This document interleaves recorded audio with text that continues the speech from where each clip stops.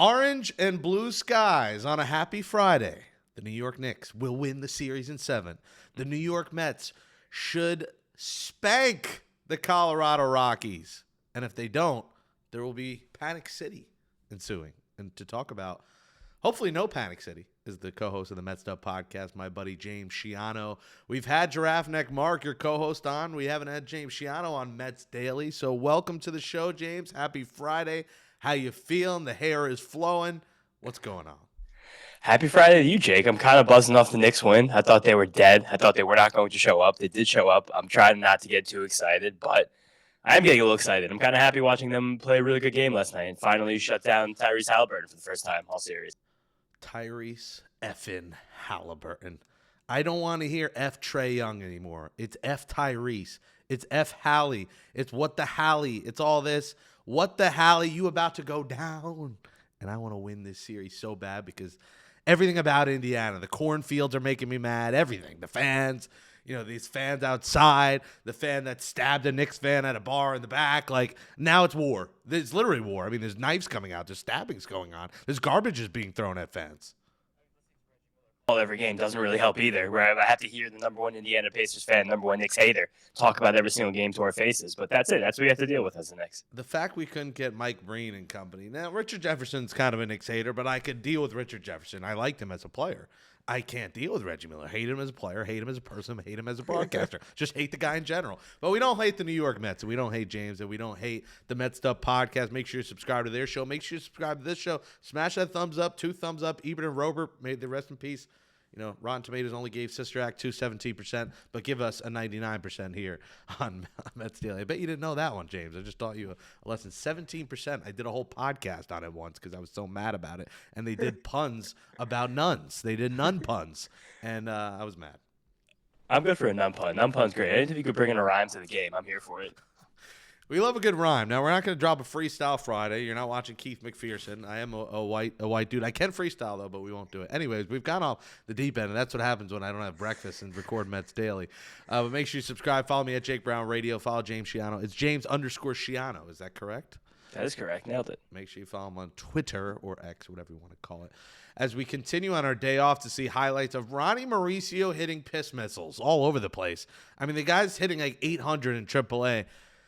There's got to be a point here, James, where you say, all right, his legs are under him. He's good to go. And I don't think it's this weekend, but in the month of June here coming up, while you're still waiting for Jose Siri, while you're still waiting for Jesse Winker, why not? I don't think it's a situation where you're rushing him because we've seen him in the big leagues. He's not been here before, and he had some success. It was September. It was, wasn't really meaningful games, but I want to see Ronnie here because I think a lineup that's struggling with runners in scoring position, moving station to station, getting runners home, he can't be worse. And you have a pretty easy replacement. Just have him replace Jared Young, who been okay, but I'd rather Ronnie.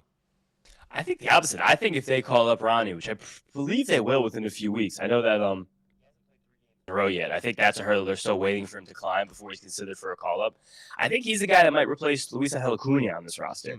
Because I think with Jeff McNeil kind of asserting himself, proving that he could be the everyday second baseman, hitting pretty well, Brett Baty hitting well and showing he can play second base, at least when they need him to. Probably not the late innings, but he's not that.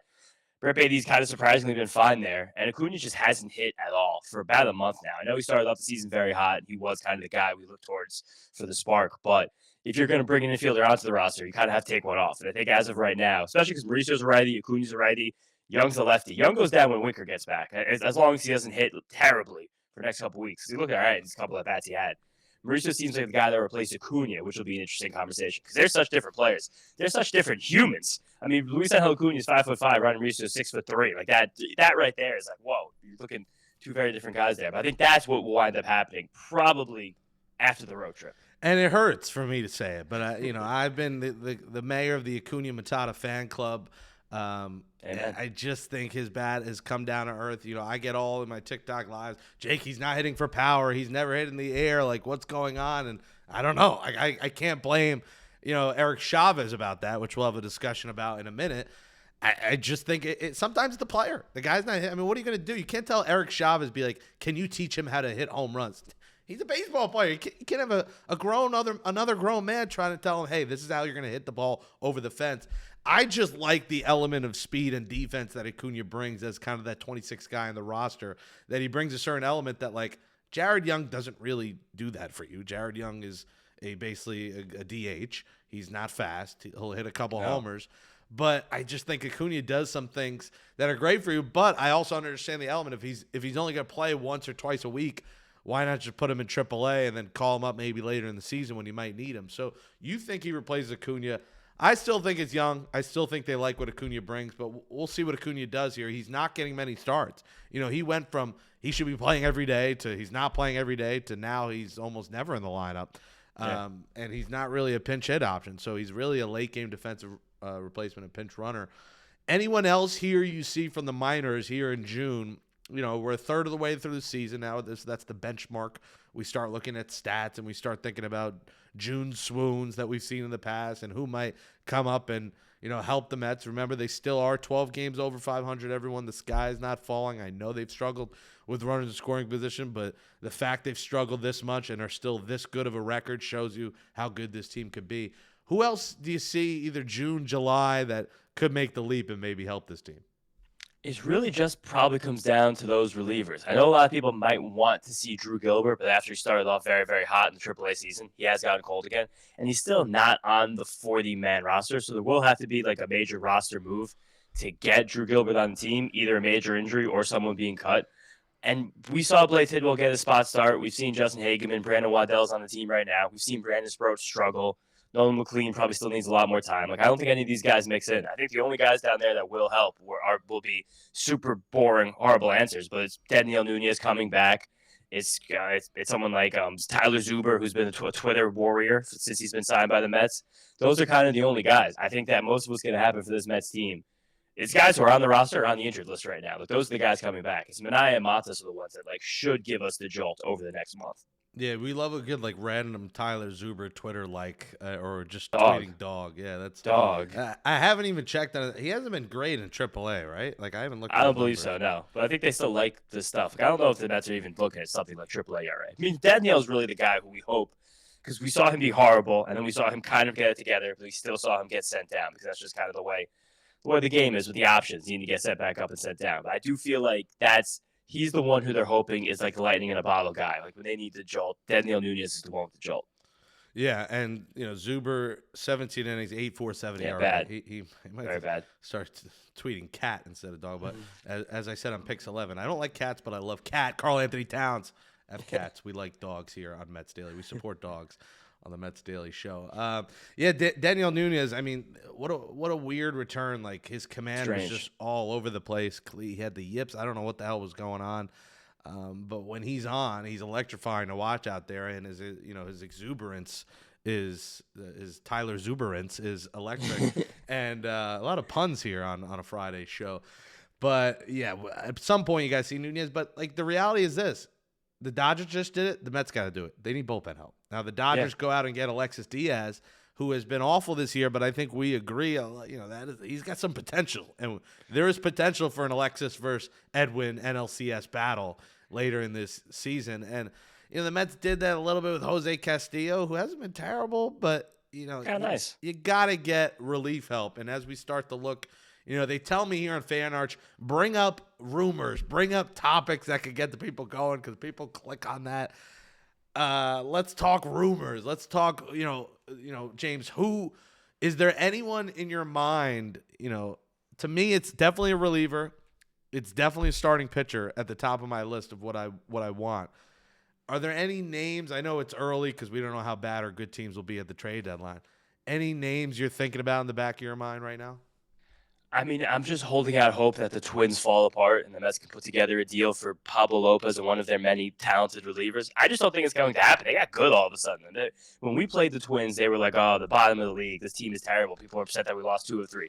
Now you look at the Twins, it's like, oh, this team has a shot to actually compete with the Tigers again. They've moved up to second in that division.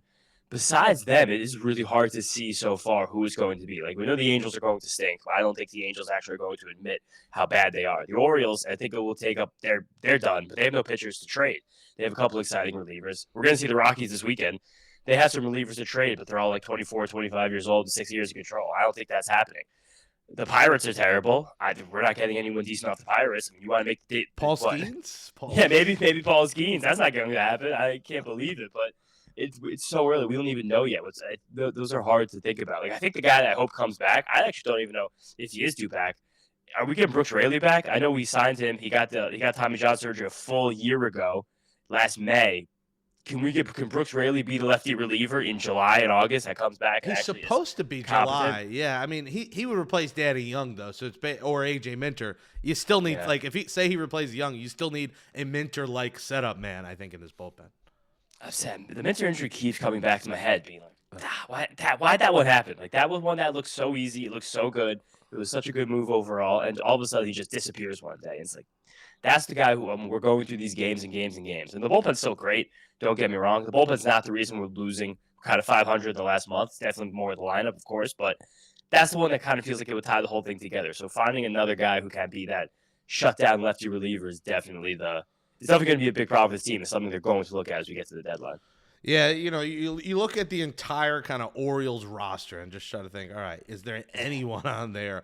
Now, obviously, the name offensively that comes up is Cedric Mullins as a potential. I like Cedric Mullins. I think he is a solid baseball player. He's not going to turn the Mets into like a World Series champion, but he is a good piece to add, and I assume he wouldn't cost the Mets too much. Pitching wise, you look at some of their pitchers; they got some bums out there. They don't have a lot of guys. I mean, Batista, intriguing in some ways. He's off Tommy John. He's been a little up and down this season too, and I think the Orioles are going to be so stubborn about the way the season's gone that you're not going to get them to admit that's a lost season until 25 minutes before the trade deadline. Like that's just it. Like maybe if you want a lefty, Keegan Aiken he's been on that team forever. I don't think he's not like tremendous. He's definitely not in the level of a guy like Minter, but he is a lefty reliever with a pulse. He strikes guys out. He walks a lot of guys as well. Like there's something there, but it's just they're going to be so hard-headed about how to go about this, especially because Mike Elias, their general manager, always kind of thinks that he's the smartest guy in the room, so he never really wants to admit defeat or admit that he's wrong about things. I really don't know how they're going to handle these next couple of months. Yeah, Yennier Cano. I mean, what do you know? It's Yennier Cano. I don't know if that's going to excite any Mets fans. So there will be arms. There will be players available. Scott Bowden is out here tweeting proposed Paul Skeens packages. Which is crazy. I agree, but you got to think, are the Pirates just going to waste away Paul Skeens, or do they get a massive package for him? Like, he draws fans, I guess, at least on his bobblehead days. Yeah. But, like, do you trade Paul Skeens, and would you trade the farm if you're Billy Epler for Paul Skeens? Yes, every single player. Really? Okay. Yeah, if we can get Billy Epler back to be the number 2 behind David Stearns, and he kind of like probably lock David Stearns in the closet, he would trade every single prospect to get Paul Skeens. I don't know if that would be. I mean, Paul Skeens is like the best, second, third best pitcher in baseball. He's 20 whatever years old. He's 23 still, 24. He's 20. He just turned 23 years old. Like there's nothing I wouldn't trade for him. I would trade 7. I would probably trade our top 6 prospects to get Paul Skeens. I would trade Tong, Sproat, Gilbert, Williams, literally every single guy. And the problem is that if you're willing to do that, if you're the Mets in this fantasy world, someone else would be too. We wouldn't even have close to the best package for Paul Skeens. Well, what you just said is a pretty damn good package, I think. It's not bad, yeah. I mean, that's the one that's like Bowden's tweeting is those guys, is Jet, Clifford, whatever it is, Tong. So, man, you start thinking, because how bad the Pirates are and how bad they are every year, and their unwillingness to give out massive contracts, and I can't see a world where they give Paul Skeens one day the contract that he's going to end up commanding. You start to think, hey, can we give something good? I don't know if I would give all that. I think he's a great pitcher. I don't know if I'd give up 6 or 7 guys.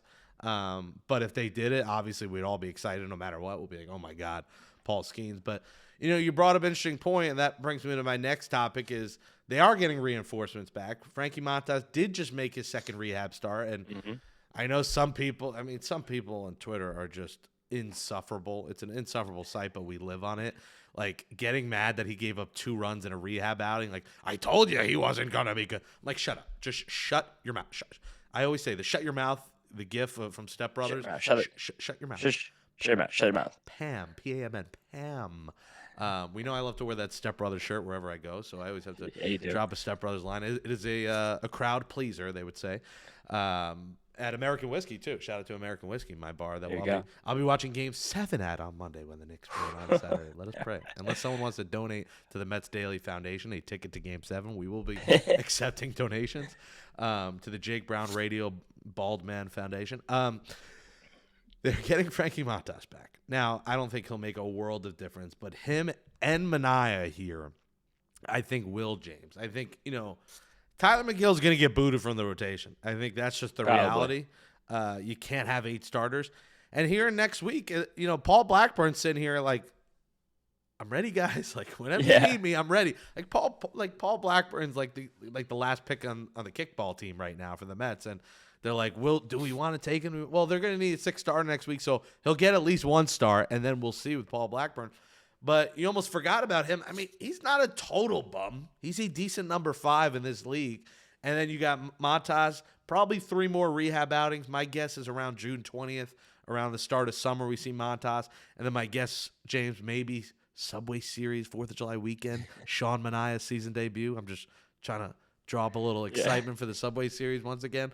Those are 2 to 2.5 arms that will help this. I don't want to call them trade deadline acquisitions, but no, never. They're 2.5 arms that are going to help this team. It is funny because if Paul Blackburn debuts on this road trip, he'll be debuting in Dodger Stadium against the Dodgers. If your estimation of Montas is right, that means his first game will be against the Braves. And then if the Sean Manaea prediction is right, that'll be against the Yankees. That would be 3 crazy debuts for these guys off the injured list, with ones that don't make me that excited either. They call that cinema.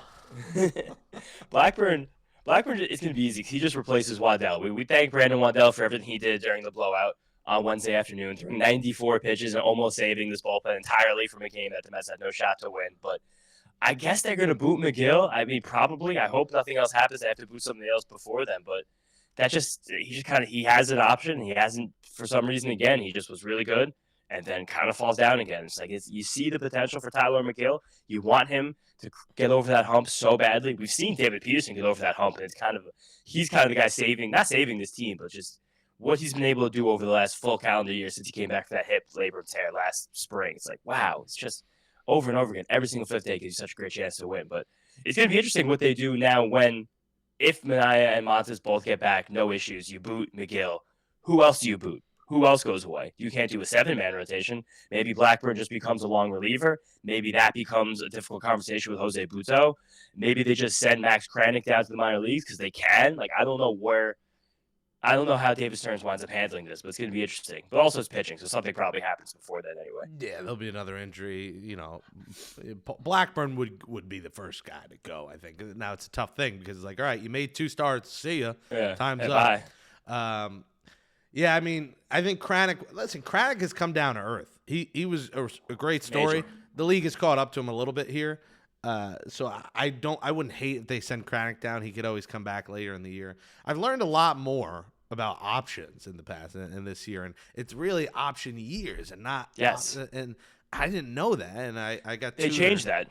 Did they recently. Change it? Okay. The last couple of years they changed that, so now you get 3 option seasons, and that's going to be another interesting conversation. What we're talking about with Acuna before, because Acuna only has 1 option year left, which is shocking for a player that young. But he's been on the team all year, so he's preserved that option year. And preserving that option year makes him more valuable next season. So that's another thing that David Stern is definitely going to try and manipulate. Same with Beatty. He has 1 option year left. This is also some nitty-gritty option stuff, Jake. If you set the guy down for fewer than 20 days, option year doesn't even go into effect. So Beatty went down for fewer than 20 days when he went down earlier. So they called him back up. Option year saved. He still has the option year. Hasn't begun yet. So this is all little David Stern shit where sorry, I don't know if I curse. No, you can curse. Okay, my bad. This is all David Stern stuff where he's trying to play this game on the edges so tight, so much better than any executive general manager we've ever had before. It's just such a different world as a Mets fan trying to watch him trying to navigate this stuff. This is YouTube. I think you could curse. It's fine. I don't know. I don't think Respect we have sponsors. I don't think we have that young. Although I did a 14-year-old at the Met game stop me. He's like, I follow you on TikTok, and it was like a cool moment for me that I'm in with the Bieber Fever crowd down there. Yeah. You start him young, watching TikTok live streams of a lunatic talking about the Mets. That's that. No, I'm glad I didn't even the 20-day thing. I don't even know if I knew that. So you're teaching me and our audience here about because it was confusing with Beatty, and it's like his option year up. So if they call down Acuna for more than 20 days this year, does that use his option year? No, that means they would preserve it. So that's the one thing I think, one reason they wouldn't want to send him down, because they know how much more valuable Acuna is next season if he still preserves that option year. So they can send him down like Beatty for a short period of time, but then it'll still go into the major league service time. That was one of the things that was stipulated in the last CBA agreement, to make sure that these guys' service time isn't getting manipulated as harshly as it has been in the past. See, James digs into the numbers and behind the scenes. I'm just here eating fried Oreos at the game and watching the game. Which is great content, too. I mean, it has like 120,000 views. I mean, people shoving little ball-shaped objects down my throat gets people excited. But, yeah, I mean, that's interesting. There's so many layers to it. So many. We could do a whole show on that alone. It's a happy Friday. Smash that thumbs up in the video. Comment below. Do you know about these option years? Did you just learn something from James? And are you subscribed to the Mets'd Up podcast? Make sure you subscribe. Partnered with Foul Territory and the guys like Scott Braun. Nice guy. Had a nice phone call with him this offseason at some point. Good dude. And we use Braun toilet paper. Shout out to them. Get them a sponsor. Double shout out. Yeah, I need an ADHD subscription at some point, and hopefully they're a sponsor at some point. But the Rockies come to town this weekend. I'm feeling a little rocky, but we're feeling good about the Knicks and great about the Mets, because this is a series when you look at the pitching matchups and say, you have to score. You have to score 8 runs a night. You got to beat the Rockies 3 games. People are losing sleep because they lost a game to the White Sox. Stop. The White Sox have won 17 games. They've won series against good teams. Absolutely. It was a stinker. The game got moved up. The weather. It was just a weird day. Griffin Canning was due for a stinker. He didn't get help from his defense either. Let Griffin Canning live. He's allowed one bad start. And his bad start, for him last year would have been considered a good start with how bad he was last year. So you're fine with that. But the Rockies, I will be a little mad, James, if we don't sweep, because this is a team that is historically bad, that has pitchers you never heard of with ERAs over 7-8. They give up a ton of homers. You need to score with running the scoring position. You need to score, period, and you need to sweep at Citi Field.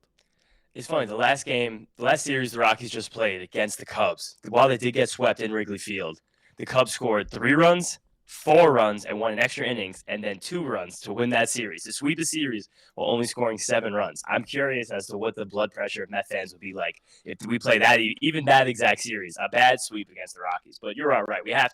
There has to be a moment, and it felt like it was happening on Tuesday, where this offense just has to be like, enough is enough. Like, slam the bat in the ground and be like, we're gonna swing the bat right now and do it. And you hope it happens here. Also, we're facing Kyle Freeland tonight, Friday. I feel like he always has good starts against the Mets, no matter what happens, for some reason. And then Antonio Senzatello, who statistically is one of the worst pitchers in baseball this year, and a rookie lefty, Carson Palmquist. I really do hope that we at least put up a couple crooked numbers in this series. I want some 7s. I want some 8s. I want some 9s. Antonio Senzatello is like one of those guys that has a job, and you're like, how the hell did he get that job, and how has he not been fired yet? We know a lot of people in this industry who have jobs who we have no idea how. I won't go over names. I can do a whole show on that. Maybe I've worked with them. Who knows? But we won't call out names, because then I'll get phone calls to my old number that people are still trying, that my old phone number, still trying to contact me. If it doesn't go through, it's a different number. Anyways, that's a whole other show in itself. I've lost my mind today, and we got Knicks fever. How about Josh Walker, by the way? The Phillies have acquired former Met Josh Walker, lefty reliever. News you may have not seen or care about. Josh Walker, he was a terrible Met, and Josh Balker. Yeah, he did have a balk or two, right? Against the Phillies, I think it was a walk-off balk, or like a game go-ahead balk. They saw that, they're like, we need this guy. We need the balker himself. So Josh Walker's going to the Phillies. Like we said, Alexis Diaz is going to the Dodgers.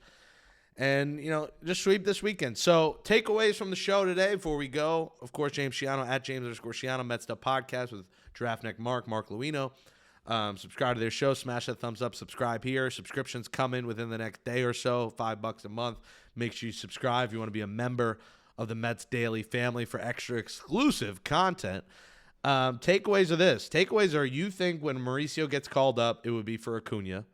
Yes. You believe that if there's the opportunity to trade the farm for Paul Skeens, you do it. So we'll see if that opportunity presents itself. Watch it happen now. And, we're still waiting, but the Twins, if they could stink it up, are a team you target. The Orioles are a team you target. The Rockies aren't, because they don't have anyone good. Nope. And the Pirates. Maybe it's like a Bednar, someone in the one of their relievers that you target as well. But we'll have that discussion in a month. We'll have a better idea. They want me to bring up rumors. There's only so much you can bring up. It's May 30th. I'm not going to force it, but those are some of the intriguing names. James Schiano, happy Friday. Let's go Knicks, orange and blue skies. Let's get this dub. Mets Rockies, get your Hello Kitty bobblehead all weekend. They're giving all. Are you a Hello Kitty? I know you went to Thailand this offseason, but are you a Hello Kitty guy? I can't say I'm a Hello Kitty guy, but if I might go to the game on Sunday, and if I do, I'll try to get the collectible. Yeah, you're going to have all of Flushing in the building for Hello There you Kitty go. bobblehead. Oh man, you might have soup dumpling giveaways too as well. I would have Awesome. a soup. Would they go bad? Like, can we get first 1,000 fans? The lines would be nuts. First 1,000 fans get soup dumplings as well.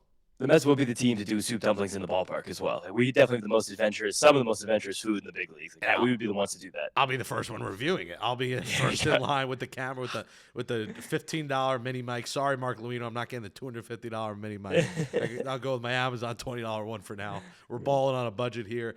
I will be the first one souped up. It's coming. You know, we've had all sorts of food. I mean, we have the chicken bacon ranch egg roll, cinnamon bun egg roll. Why not the soup dumpling at Citi Field? I'll talk to my people. I'll talk with Chef Tim. I'll make it happen next year. Soup dumplings. Thank me and James Schiano later. James, thanks for coming on. Let's go Mets. Thank you so much, Jake. Pleasure to be here. Let's go Mets. Subscribe, everyone. Smash that thumbs up. Enjoy your weekend. And thanks for watching Mets Daily. We'll talk to you on Monday after we sweep the Rockies. Peace.